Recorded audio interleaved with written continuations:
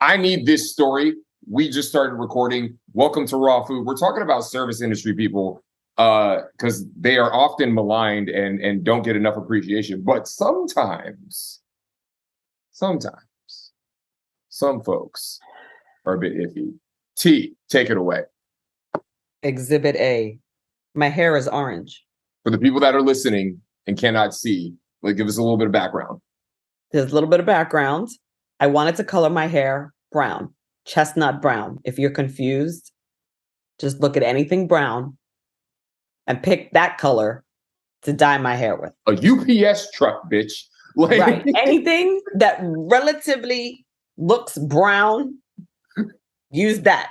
And if you're unsure between the shades of brown, go with the darker one. So chocolate bar, even, if you will. Nigga. Hershey chocolate bar. Anything chestnut, acorn, walnut, anything brown. So here I am. Michelle Obama. Just give us a mahogany. Perfect. Cocoa butter soothed into the skin. Brown. and I have orange hair. For people that are listening that cannot see, I can attest. This is orange. This is tangerine. This is orangutan hair. Not copper. Orangish reddish. Not copper. Not golden. Not strawberry blonde. Not light brown. Orange. And let me tell you something. I paid $250 over a course of 2 weeks for this to be wrong. Twice. Now, I hear all the time how horrible the service industry is lately. And I'm here to tell you that it's true. And this is a person I know for 4 years. I parlayed that into another service story. So I went away with one of my best friends for her birthday. It was a big birthday. It was a milestone of a birthday. She is a grown woman with children in high school.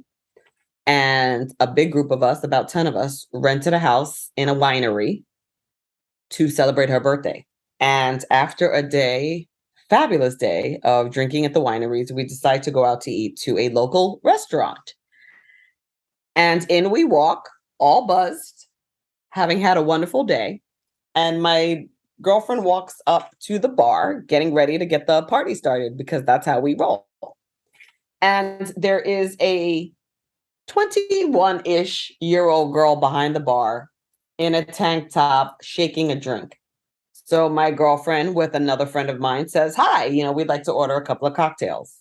And without breaking her stride, she doesn't stop shaking the drink. She looks over at my friend and she goes, did you put your name on the list? There's a list. You're already inside the bar. What is this, Studio 54? No, bitch, I didn't put my name on a list. I walked in and walked up to the bar and saw you, the bartender behind the bar, and thought I'd order a drink. So my friend went in on her. The way every other bar works. It was so rude because at the end of it, at the very least, you're going to get at least 10 drinks out of us. It's a whole crew of people. We rolled in 10 deep. That's a minimum between 10 and $20 a pop. And these are all women who have jobs and careers. These are all women over 30. Bruh. These are not people who are going to be ordering a water and one shot of vodka. Yeah, we're not putting our quarters on the table to order a pitcher. We're ordering drinks, and we're going to order drinks for the rest of the evening. Whether we do it here or someplace else is the question, but the drinks will be ordered. So we're starting here, hoping for a good time. And here's this 12-year-old talking to my girlfriend she was doing her a favor by even looking up from the shaker she had in her hands. But I'll guarantee you this much, if we hadn't tipped her, she would have been salty, right? Of course. And she proceeds to repeat herself. My girlfriend's like, no, I didn't put my name on a list. And the girl goes, well, you need to put your name on the list. You need to talk to the host. And she said it in that tone. It wasn't just the words. It was the tone also. This group of women is about to spend. We've been drinking all day. We're celebrating a birthday. We didn't come here to not order. And even if there is a list and there's a way to do it, because that's just the structure of your restaurant, there's a way to say that to your customer that doesn't come across like you're trying to be snobbier than the customers you're serving. Were you in New York or somewhere else? No, we were in California, at a winery in California. At a wine? Okay, so you were in Napa. No, we were in a different winery. Okay, but in wine country though. But we were in a wine country area within the perimeters of California. Was this all Black women? Was this all Black and Latino women? Latina women. Because I have heard stories Latina of women. A group of Black women not really getting the best treatment at some of these California wineries. No, it happens to brown women, Latina women as well. And it happens to women who are quote unquote older. This is an older group of women. Everyone was between 30 and 50 something. But this group came to party. Right. But this group came to party and we came to spend money and we've been doing it all day. We were just going to continue it here to the rest of the night until we get back to the Airbnb. There's no shortage of American Express cards in this group. Yeah, you're at a winery. This isn't some bar, dive bar, down the street from. Well, we had been at the wineries all day and we had now gone into their local town for dinner.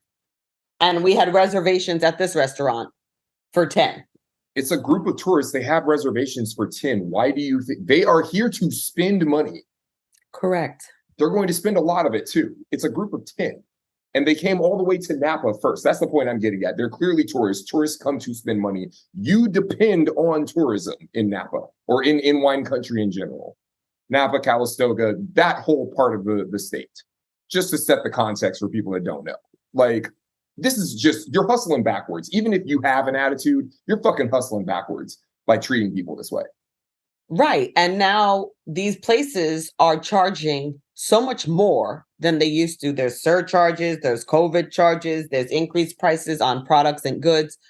And here is a group of women more than willing to spend because we're celebrating our friends. And the sky was the limit. And she talked to my friend like that, and my friend went in on her. And I know to those looking around, they might have been like, my goodness. But I completely understood the position when my friend was in because it was her birthday. And this little girl was rude. So we end up ordering drinks from our table ultimately because this girl was just so disrespectful. And we ended up getting our table. But it wasn't the most welcoming experience. And we're like, okay, so we're never coming back to this restaurant again. You're lucky I don't blast the name of this restaurant out, but my goal isn't to take food out of anybody's stomach. My goal is to say, in this era, it is shocking to me how poor service has become, bearing in mind the prices of things in restaurants and then the tip that is expected on top of it. I went to a steakhouse in New York. They got us for $60 because we asked for truffle butter on our steaks. And there was 4 of us and they charged us $15 a pop. And we didn't know that until the check came. Oh, they didn't. Right. But because I'm sensitive to the fact of how people regard people of color who go out to eat, the lack of tipping, the lack of manners, quote unquote, that allegedly some of our communities have been accused of.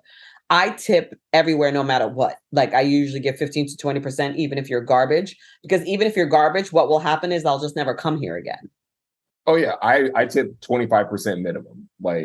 Absolutely. Because I got to make up for whoever doesn't.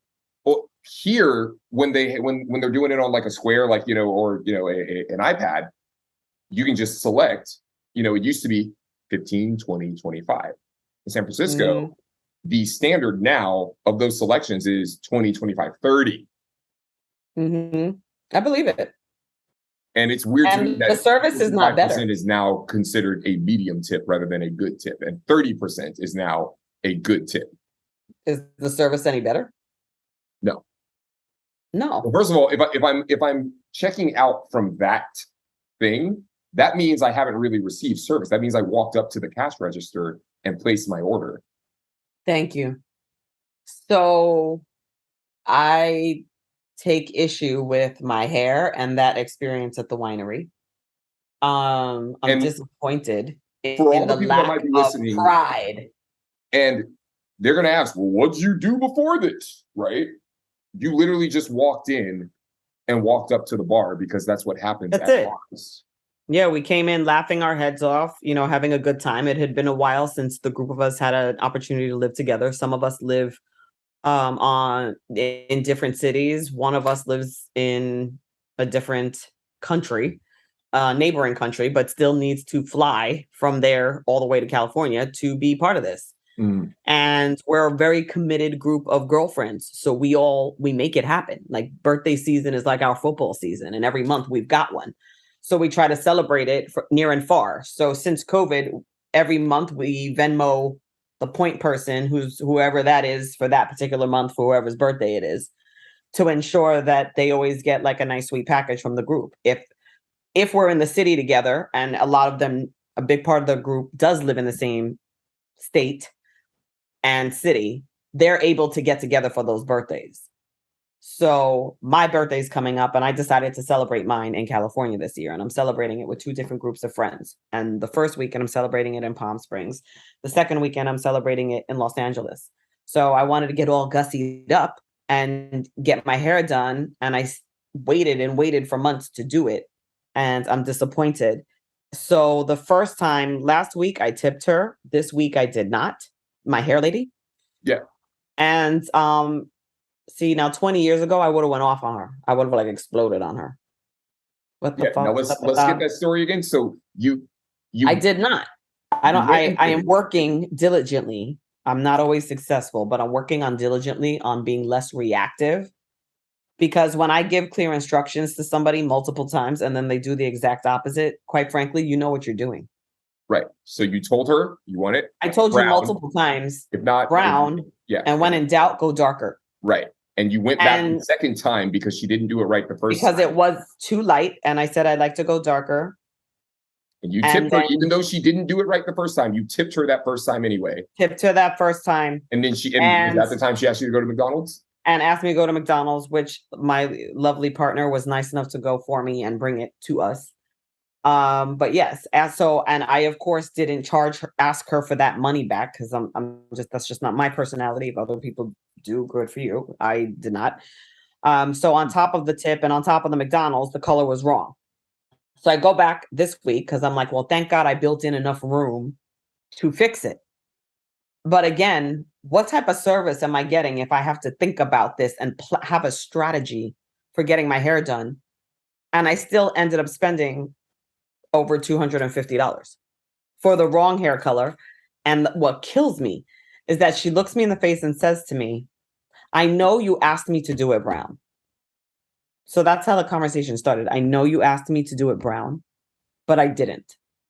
And I did it lighter because I think that this color would look better. And now my hair is orange.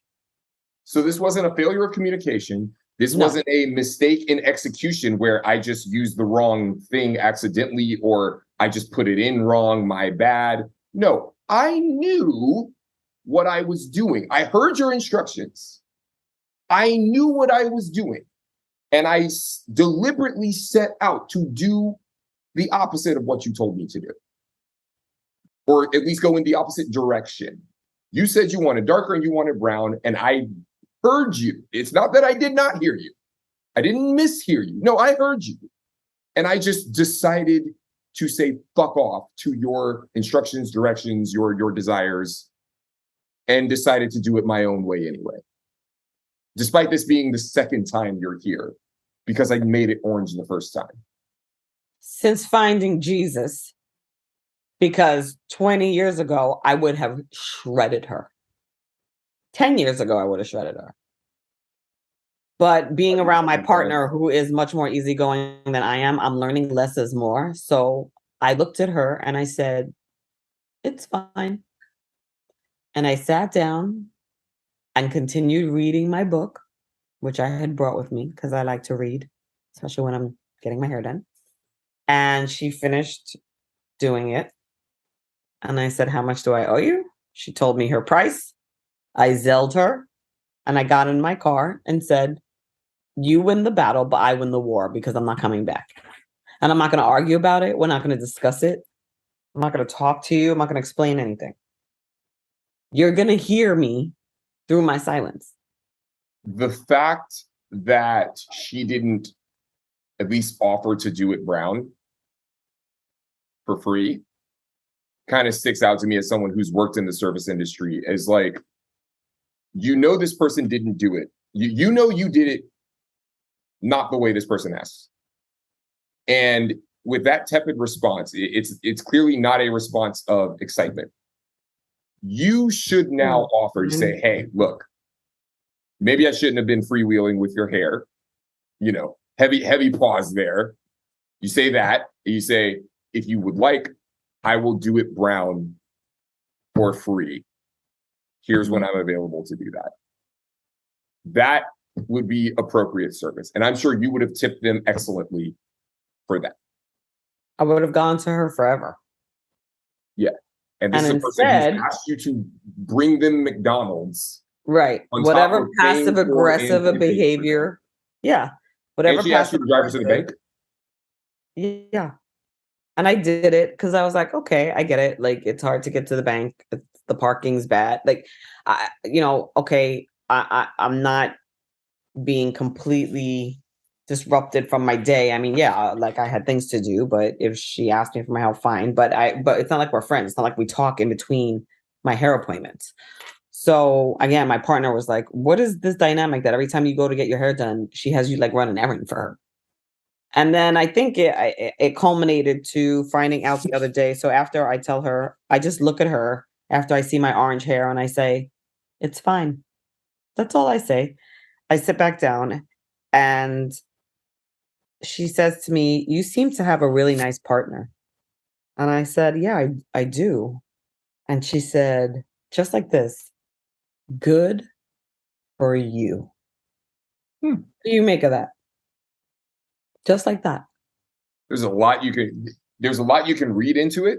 And the way, if she said it like that, it was intended to have a lot read into it. So again, I am learning to be less reactive. So I said nothing and just thought to myself, you're never going to see me again. So have at it. Have at, this is it. This is your last hurrah. Whatever you're going through in your life that you're taking out on me today. Okay. But this will just feed into the narrative of my life, which is I've always gotten more aggravation from women of color in my life than anybody else on this planet. From elementary school through college, through work, the people who have done or been more reactive and cruel in nature have been, for whatever reason, a small minority group of women who happen to be women of color. And I am a light-skinned woman of color. And that's all we need to know about me. Because again, the topic is more important. Who we are is unimportant. But that description feeds the narrative of what you have witnessed firsthand from being around me and from my experience in situations where, for example, teaching, where the only parents who have ever cursed me out with saliva flying out of their mouth and calling me all kinds of curse words is a certain small minority group of women of color. And that doesn't mean just Black, by the way. That should not be that implication. White women are a pill too. Make no mistake about that shit. But they're passive aggressive. Yeah, they just sue you or write a mean email to your boss. Mm-hmm. Right. Which I've also witnessed and experienced. Right. And 9 out of 10 women of color will tell you they've also experienced that. Mm-hmm.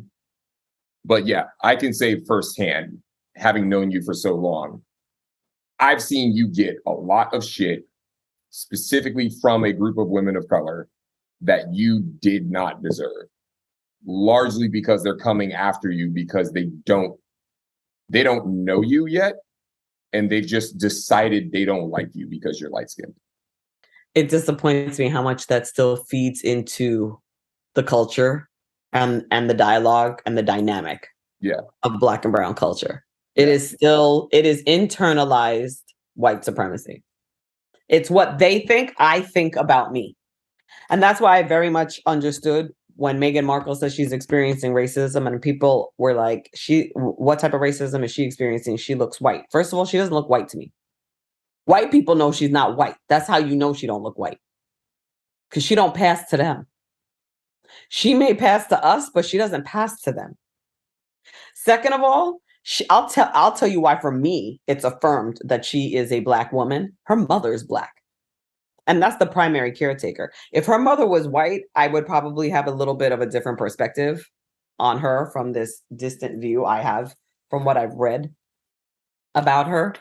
But her mother is a Black woman. When you're raised by a Black woman, you're culturally and physically Black. There's no other way to look at that. Especially with the clear acrimonious relationship that she's had with her father and that her mother has had with her father as well. She grew up. That side of the family. Her mom raised her. Yeah, her mother raised her. That side of the family looked like a bunch of lunatics, quite frankly. Yeah. But her mother raised her, and her mother is I believe of West Indian descent, but has obviously been in America a really long time. So Meghan Markle gets it from both sides. So white people who are racist hate her, and then Black people who don't think she's quote unquote Black enough give her shit also, because they're like, well, there you go, sliding into this white family expecting to be treated as what equal. Like, did you really expect that? It's that. And I don't think she expected that, but I did think that she expected them to at least try to be fair.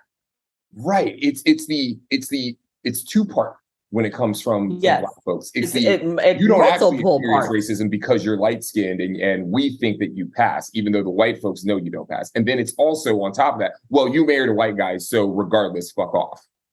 Well, it's like the murder of the African-American gentleman who was killed by his blonde girlfriend, the OnlyFans Instagram model. So I believe it took almost 6 months to arrest her for allegedly stabbing him. And there's no outcry from the Black community about it. And part of the lack of outcry is because he was killed by allegedly a white woman. And he may have, allegedly, years ago when he was a young teenager, said disparaging remarks about Black women. So this feeds into the conversation around, well, we say Black Lives Matter, or do we only mean certain ones? So if you're killed by a white woman, your life is less valuable. Like, we're not going to fight for you. We're not going to fight for justice for you. I see both sides of it. I see people of color saying, why are we going to march for somebody who was not killed by somebody in our community? Like, shouldn't white women be marching for him? I mean, shit, the Kardashians alone should be able to save 3/4 of the Black men in the United States. I don't know if they go to marches. I mean, do white women go to marches for Black men in general, outside of like Black Lives Matter and specifically George Floyd? I mean, there's so many other Black men and Black women that have been killed. Shouldn't we, those of us who identify as feminists, shouldn't we be out marching? Who was the comedian that was saying, why is the WNBA struggling? Why is Brittany Griner only making $200,000? Because the feminists aren't supporting her. They're not supporting women's sports to the magnitude that they're supporting men's sports. And it's that simple. It's about money. That's why Brittany Griner was in Russia playing basketball in the first place. She had to work. Yeah. She had to work because they don't get paid. Now they don't get paid because they don't bring that much revenue in. And these WNBA teams, most of them play in major cities that have plenty of women there who, given that WNBA tickets are only $10, should be able to support these teams. And even if you're not going to support them by going to the games, buy the merch, tweet it out, follow, like, and subscribe what they're doing. There's no support across all platforms in all ways that we might measure support. There's no support from women. And Bill Burr even pointed out that it's because y'all would rather watch two women tear each other down. You have WNBA teams that hardly anybody even watches the WNBA championships, right? Or women's Olympic level basketball. But you put two middle-aged white women on a reality TV show and have them just tear each other apart verbally and physically, and y'all watch that. Oh. How many different spinoffs do we have of Real Housewives now? We got Real Housewives of Dubai. We got Real Housewives of Mumbai. We have. I'm proud to say I have no idea. I am proud to say I have no idea. I'm even prouder to say I've never seen a single episode of a single one of those shows. I think it makes women look tacky and tasteless and vulgar in a way that's not funny. It doesn't move the needle. I mean, because vulgar on a woman can be funny. Like a woman can do it all, but it doesn't mean you have to do it all at the same time, all the time. There is something to a time and a place. And I'm disappointed that those shows have gained the momentum that they have, but we can't get women to the WNBA so that women like Brittany Griner aren't in Russia, moonlighting so that they can eat and pay bills. I mean, that's shameful, especially when you look at the ratio of how much money the NBA makes. It's like, Jesus. If there was even like a 1% of what the NBA made that was just automatically put into the WNBA pool to market it more, I think that'd be helpful. I think it's something I wish the athletes would come together on. Well, the NBA itself funds the WNBA, and the WNBA, when you look at their financial statements, the WNBA is a loss every year on the NBA's ledger. So I think that's one of the reasons why they don't want to put more money into marketing it, because the money they're spending right now, they don't even make back. It is a loss leader on the NBA ledger right now. And that loss is eaten by all of the teams. It's spread across all the teams. Shameful. Yeah. So just to get the names right, just to call them out, this murdering motherfucker, this Instagram and OnlyFans model, her name is Courtney Clinny. Savage. And I believe they found her in Hawaii. That is not where they live, by the way. They have video footage of her in an elevator beating the shit out of him, and he is just restraining her. I mean, he is in no way, from what I saw, from the clip of the video footage that I saw of them in the elevator, he's not assaulting her in any way. He's absolutely protecting himself from her, and she's just going crazy. Allegedly, the building was working towards evicting them because of the amount of complaints of fighting between them. So there was a history of violence between them. And she is allegedly claiming self-defense and that she threw a knife at him from 10 feet away that went 3 inches into his chest. I guess she's a ninja. This is, Nikita. Yeah. La Femme Nikita. Yeah. This is La Femme Nikita right here. This one. Atomic Blonde. Absolutely. Don't you know who this is? This chick right here? Yeah, and this guy was muscular. Yes, I have the same assessment of the video as well.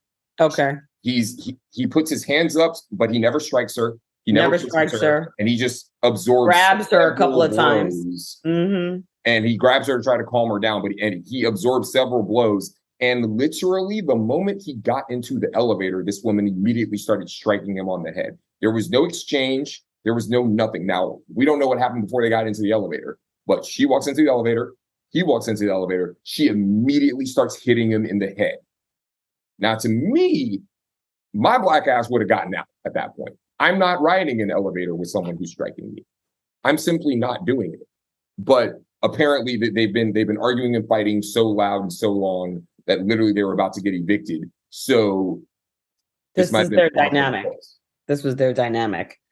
And so far, from the reports I've seen and from what I've read, the stab wound in his chest is indicative of someone stabbing downward, not from throwing it across the room. I love forensics. It's my side secret interest in my next life. I would love to be a forensic scientist because I love understanding how and why things are the way they are.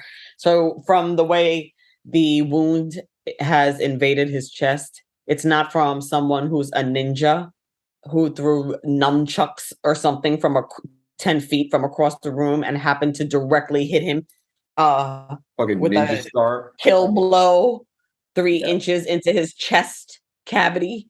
So it's indicative of someone stabbing aggressively downward into his chest. So will remain to be seen. She's already saying self-defense, and I'm sad for both families. Right? This is a loss for both families. I don't think it's a loss for the white family because this chick's gonna walk. You have enough to prove that it was forcing downward, right? But is that enough to prove that she's the one who did it?